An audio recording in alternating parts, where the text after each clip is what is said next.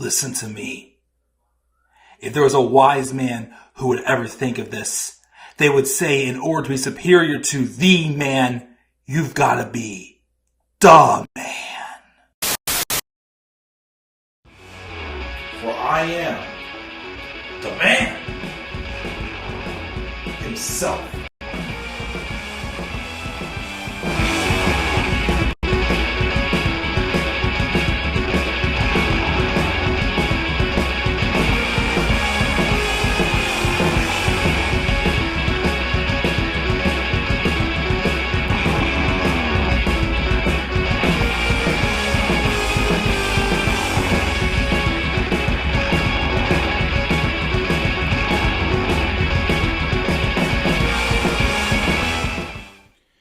Good evening all, and how y'all doing tonight? This is the Club of the Man 1993, and we are here live once again for another live review. As you're live with the man who knows how to be superior. You're live with the man who is superior to the man. Because after all, for I am the man himself. Because in order to be superior to be the man, you've got to be the man. And I think MJF tried to redo becoming a man this past week on Dynamite as well, as we open up with his Rebar Mitzvah. But of course, we'll get to that momentarily. We'll talk about this entire show again, the March 15th, 2023 edition of AEW Dynamite. And it took place in Winnipeg, Manitoba, Canada. Canada was another hot crowd. So much so that I believe it was announced they'll be coming back for in Toronto in June for Forbidden Door 2. We'll get another pay-per-view with AEW and New Japan going head-to-head with each other. Once again, last year's show I thought was successful. Again, it's a little tough because I don't know all the many New Japan stars too well, but it was a nice little treat. I freaking believe so. But overall, though, I gotta be real. I really like this episode of Dynamite. Again, from the live review I did yesterday for Raw, and how I just said that I went in that show with just a very, not so great mindset. Again, because all I just kept thinking about was, is Vince McMahon doing this? Is Vince McMahon getting his hands on that? And yes, of course, I did read a rumor that someone started saying that Vince McMahon has secretly been working with AEW. I don't believe that bullcrap. Do you really think that the company that Vince McMahon has no say over, no stock invested in as well, as far as I know, do you really think that Tony Khan would ever let Vince McMahon come out and work on his show? I highly doubt it. I really, really highly doubt it. But a show like this that got a lot of fresh angles started.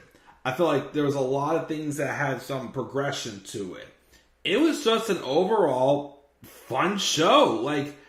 I really can't name anything on this show on top of my head that I didn't like.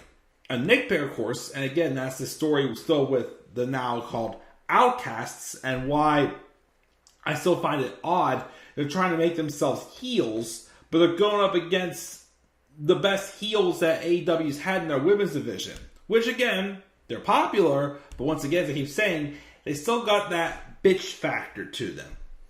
And, of course, we're going to find out who indeed answered the open challenge of Jade Cargill for the TBS title. How about that? QT Marshall now has his own TV show called QTV. We'll talk about that as well. And of course, that main event. And what happened after the main event. That's some full circle storytelling and a fantasy booking idea. Well, that I'm sure other people have mentioned too, that I'm not going to take the full credit for, but even some I thought before I start hearing other people talking about what they think should happen after what happened at the end in that main event. The little beatdown afterwards. And maybe we can set up for the men's blood and guts match down the line. We'll have to wait and see. Or Anarchy in the Arena, one of the two. One's going to be for the men at least, one's going to be for the women. We'll see, of course, though, where it goes with all that. But enough being said, let's roll in. Let's talk about this episode of Dynamite. And one person on the live chat is Daniel De Leon 69. What's up? Thanks for joining us. He enjoyed the main event last night. It was awesome. Indeed, it was. And I look forward to talking about that ending too. And the main event, which of course, another match that was great, but we'll wait till we get to that part. But let's roll in and let's talk about Dynamite. So the show opened up with an intro video. MJF comes out for his re-bar mitzvah. He's decked out in gold. He was being escorted down by 4 pretty attractive ladies. And, of course, I think each of them kissed him on a cheek before the last one, I believe he made out with. He gets a microphone as blue light streamers rain down on the ring. As once again, because he got Bryan Danielson, one of the best in the world, to tap out to his own finisher in the Iron Man match for him to win that match at Revolution. I guess MJF thinks he's now a man. I'm a man! And of course he went and made out with Joey Louis Dreyfus. Just kidding, he did not. But of course those who know what I'm talking about, yes, indeed, Seinfeld. Although nobody brought Boggle to MJ. Could you imagine somebody showing up to MJF's rebar mitzvah with Boggle? I'm pretty sure MJF would just tear it up for sure. Because who the hell brings Boggle to a grown man's bar mitzvah? But anyways. So he gets on a microphone and he starts mocking the crowd for thinking Bret Hart was entertaining and claims HBK was better. And says we're here to celebrate the most important day in recorded history, his birthday, which it was MJF's 27th birthday. And in his religion, the only one that matters, Judaism, under the eyes of his Lord Hashem, when a boy turns 13, he gets bar mitzvah. He was great. He lost his V card, but after he tapped Bryan Danielson out to become the undisputed best professional wrestler in the world, he's no longer merely a man. Now he's Iron Man.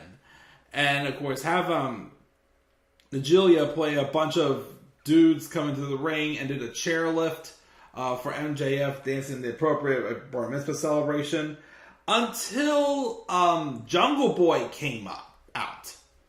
And at first I'm like, we had a brief feud with this back during the beginning of the pandemic whenever they had a match at Double or Nothing 2020. That was good. But before he could even talk, here comes Sammy Guevara. And then before he talked, here comes Darby Allin. 4 of the pillars of AEW. And you see this and I'm like, oh man. Like, I mean, this is one of the first times we've gotten, like, okay, new challenger for a title, who wants it? And, like, everyone's coming up. And the people, again, who were the pillars, the building blocks of AEW come out. Oh, it's such an awesome sounding match. An awesome sounding fatal 4-way that I think they should hold off on until Double or Nothing.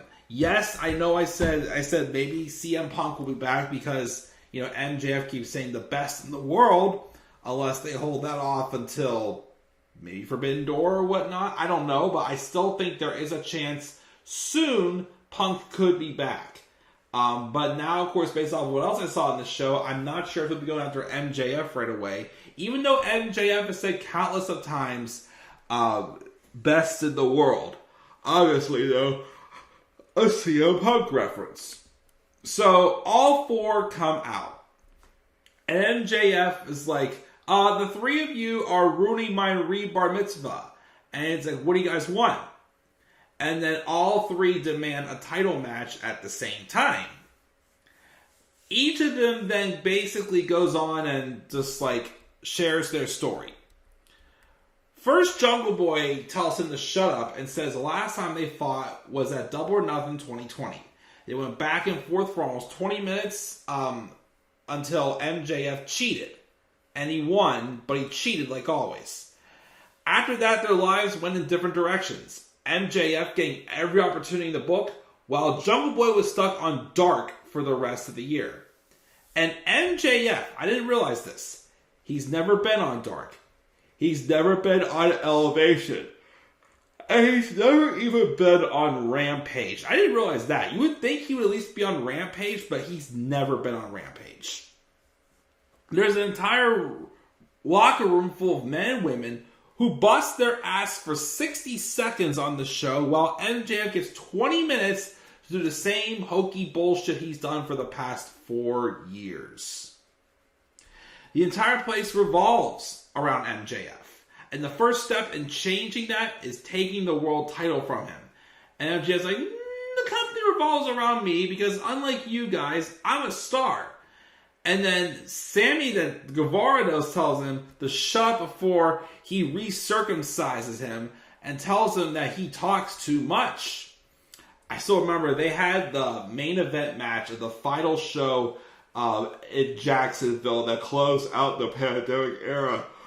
Oh, that was awesome. I wish we could see that one-on-one again for the world title one-on-one. But of course, this promo was one thing that kind of reminded me that, yes, Sammy can be likable. But it looks like, of course, they still want to keep him a heel because he can generate the heat. And it was one of those promos where it's like, it gave you that little slither of like, okay, I want to actually root for him, to it's like, nah, you don't want to cheer me yet, basically it was. But basically, he says that MJF lied, cheated, and talked his way into the door, while Sammy had to grind on the indies for 10 years, working at Whataburger and Subway, and he finally got here and was told he was just going to be Inner Circle's job boy. But now he's a 3-time champ, TNT champ. He's never had the machine pushing him, and he didn't need it. He got him here, and he'll get him to the world title, whether anybody likes it or not. MJF tells him he's thankful he took time out of his busy schedule of getting into locker room brawls with everyone. And he even said something like, who's the next girl you're going to propose to in 7 months? Of course, found a shot that he proposed to his previous girlfriend, and a few months later, he's with Ty Conchi and proposing to her. Which again, yes, of course, I get it. They have like that very, very big, they don't hide much public display of affection. I get that's why they generate heat, but it's kind of the thing where it's like, okay, who's going to be honest here and say that they haven't looked at Ty Conchi and go, man, she's hot. Like, you look at Sammy Guevara, it's like, you got her. And of course, you're sharing that, you know how to put the moves on her. You don't think people are going to boo you. But anyways, that was still one of the most babyface-like promos I heard Sammy Guevara cut in the past year. But of course, it was more so like, he was about to do that. And of course, MJF says he took time into getting his busy schedule into getting the locker room brawls. But then Darby Allin then starts stating his claim.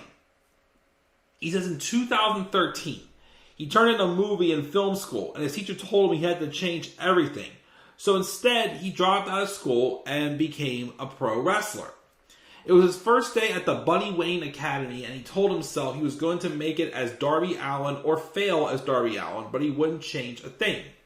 He met with Tony Khan and said he will never be a bidding war because AEW gives him something no amount of money can buy him. The opportunity to just be him.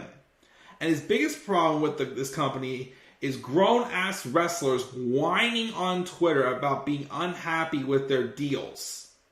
Referring to MJF last year before he had signed a new deal but no extension.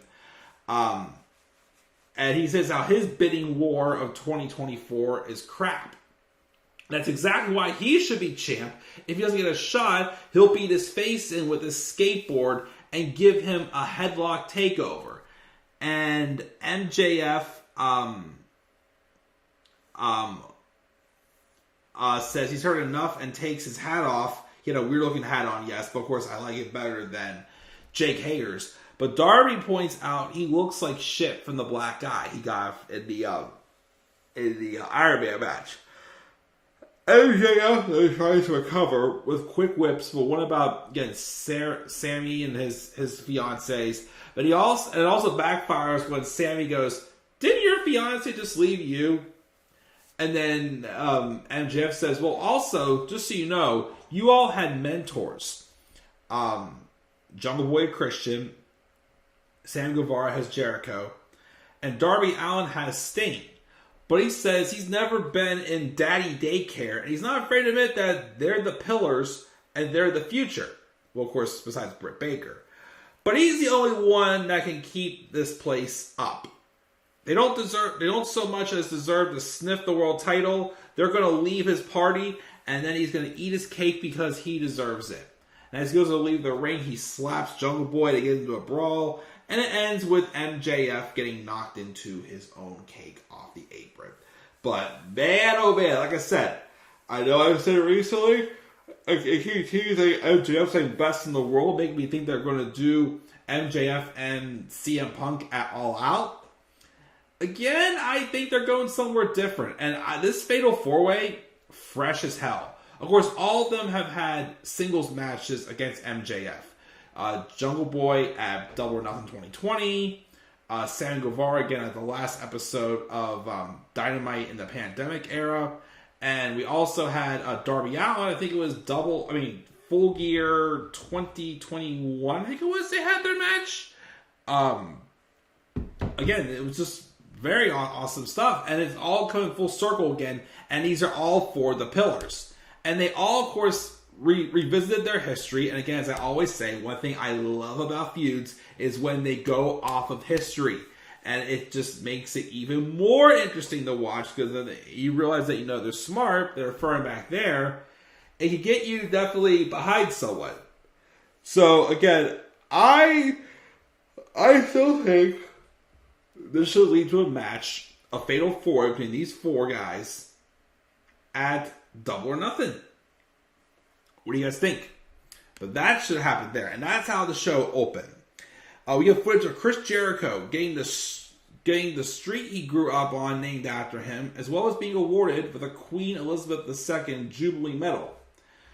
Then we had a good match with Blackpool Combat Club and the Dark Order and Hangman Adam Page, Dark Order's Evil Uno, and Stu Grayson, who has not competed in a long time.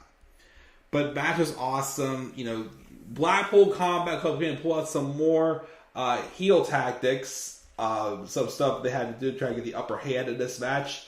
And then eventually, though, the Blackpool Combat Club do win by submission with a body sleeper scissors from Jon Moxley on a Stu Grayson. But then after the match, though, Moxley switches his grip to the Bulldog Choke, and then Evil Uno tries to make the save, but gets overwhelmed. Finally, though, the Beaver Boys, Alex Reynolds and John Silver, come down and Blackpool Combat Club take their leave. Which, of course, again, I'm very into this heel Blackpool Combat Club. And, of course, what it's set up for down the line. Juice Robinson got a promo asking what people are going to do about Juice coming to the ring and knocking you down and putting your necks into the dirt, basically. Just hyping up an upcoming match with Ricky Starks. Don't know if this is kind of the start of a build towards a feud for Forbidden Door 2. I mean, it's a little soon for that, but I don't know. Other than that, they're not doing much with Ricky Starks. Well, it's only been 2 weeks since Revolution, so don't knock on it too much, Mike. But I can kind of see this is a little strange, but we'll see though. So we have that segment. Then we have Jade Cargill come out. And she was going to be having an open challenge. And we all had our rumors and our speculations, but we didn't quite get them yet. Because the person who answered the open challenge, and I completely forgot about her too, was none other than Canadian Ninja and indie wrestling legend Nicole Matthews. Jade Cargill, though, of course, squashed her. But I think you're all wondering, who the heck is Nicole Matthews? Well, if you don't remember, Nicole Matthews was the one, almost 5 years ago, in the last Mae Young Classic for WWE, who had to get kicked out, and she was not allowed back to wrestle in the United States for 5 years because she had to get a fake travel visa or something like that. I was, shocked. First, I'm like, wait a minute, is she allowed to wrestle? And then I'm like, oh wait, that's right. She's not in the United States. She's in Canada, but she got squashed by Jade Cargill, who's now 54-0. Afterwards, though, Renee Paquette goes to interview Jade, but Jade is like, "What kind of challengers are you looking for next?" And then she responds by backing into the corner and pointing out that she's from Canada, and then basically she's trying to challenge Renee Paquette to a match until the rumors came true. And Taya Valkyrie comes out, gets in the ring.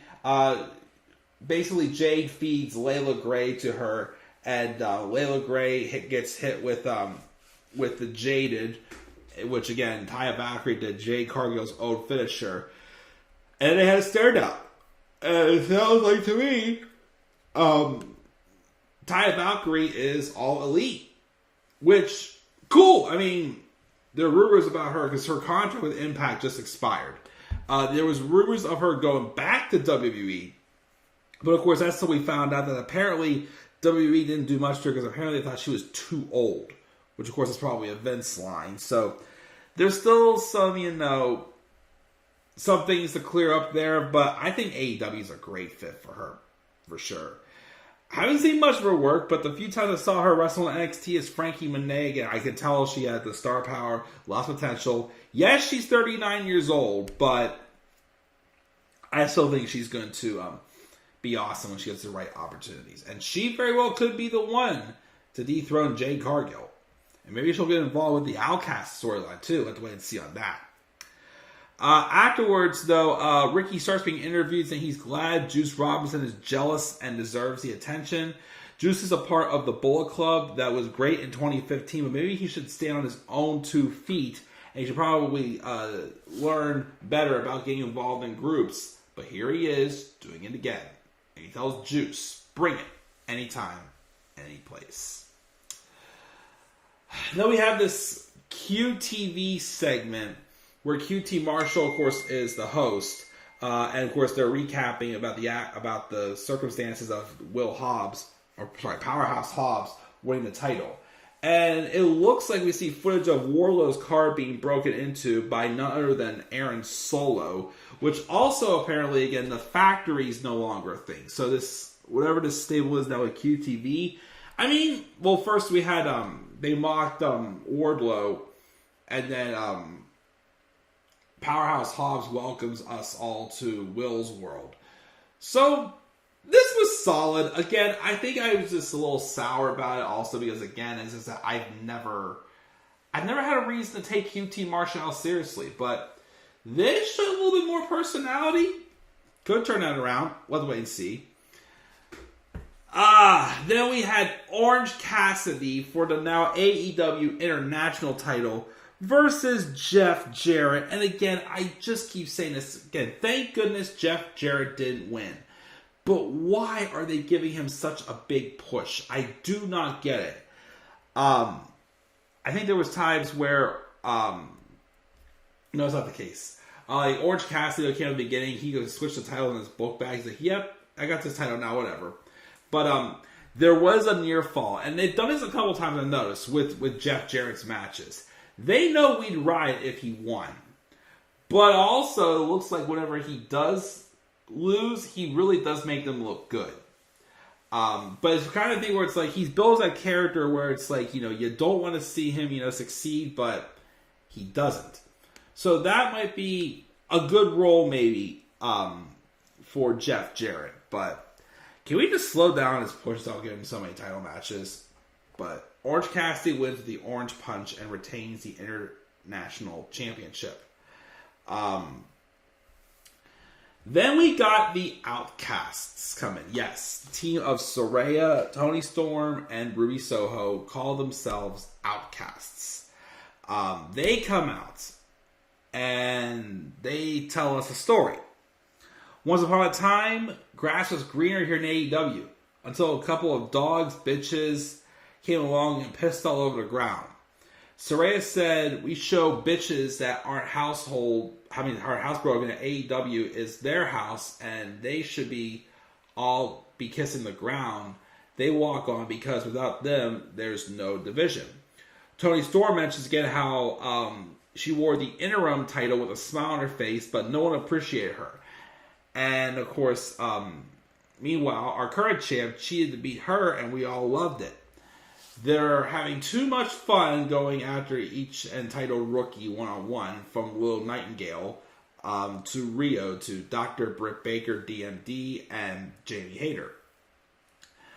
Team DMD, though, run in and get overwhelmed by the numbers game and whatnot, all that jazz.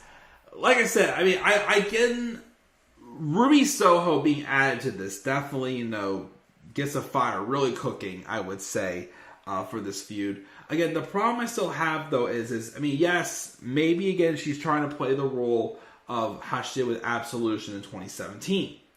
But it just feels like all these promos that, I lost my train of thought. I completely lost my train of thought. I am so sorry. But all these promos are, again, guys, I'm so sorry. I'm very, very, very sorry. Oh, yeah. Here's what I want to say. As I keep saying, they're making out the outcasts to be the bad guys. But again, the problem I still have with this, again, is why are we using Jamie Hayter and Britt Baker first to get babyface momentum?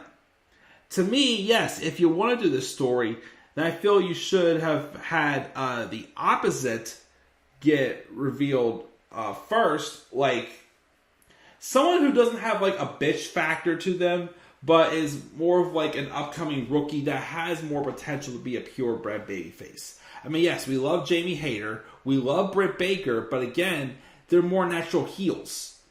So again, it's just, the promos they're cutting, it's like, I can't but sit there and think, I agree with them. So, although again, this is great, again, that's like a nitpick. Like, okay, I'm getting sleepy, I'm sorry, I'm trying not to lose my train of thought. But yeah, so that's the only thing I have with this now. Because now, of course, that we're actually getting promos and stories, it is making more sense. But once again, like, why are we using, like, the best heels in the company to make other people who have more reason to be baby faces heels? So, that I don't get. We get a couple of backstage interviews, including Rey Fenix challenging Powerhouse Hobbs for the TNT title. And then the main event was pretty good. It was the House of Black taking on the JAS's Jericho, Garcia, and Sammy Guevara, and the Elite. The match was great. Of course, the only thing that really, ruined it for me a little is getting the commercial breaks. Like, if you're going to have a match like this on Dynamite, you need to get commercial breaks. Because, you got to get rid of commercial breaks. Because it really takes you out of the match. Because this was awesome. The House of Black, though, do retain in an unreal match. Afterwards, though, Jake Hager and the JAS beat down on Kenny Omega. Now, they did show, while the match was going on, that the Blackpool Combat Club was indeed brawling with Dark Order. But, of course, as they were about to attack Hangman doesn't realize at first, but the Elite appear right behind him as well. And once again, it's like they got history. They haven't had the best, love-hate relationship and whatnot. But that could be very interesting. It could be for sure. But again, we'll have to wait and see, of course, what happens next. Guys, I'm getting tired. I'm sorry, so I'm going to check out here. But I gave the show an A. Like I said, just so many good things I went right on the show. I can't really complain most. Like I said, the only thing I will say again is that even though I feel like the Outcasts are heels because it's Saraya wanting to be what she was not able to do with Absolution. But, all that fun stuff. But again, it was that opener with the 4 pillars was awesome. The main event was awesome. Seeing Taya Valkyrie show was awesome. It was just an overall great show. And again, I gave the episode an A. So guys, again, I'm tired. I want to check out here. What are you guys' thoughts on this episode of Dynamite? Make sure you guys leave thoughts down in the comment section below. Again, I gave it an A. Make sure always to slap a like on the video, subscribe or comment on my channel. Follow me on Twitter at the Club of the Man 93, and also follow me on TikTok and Instagram at the Club of the Man 1993. Until then, guys, I'm checking out. I'm tired. I'll catch you all later. Have a great rest of your night. And as always, guys, in order to be the man, you've got to become the man. And for I am the man himself.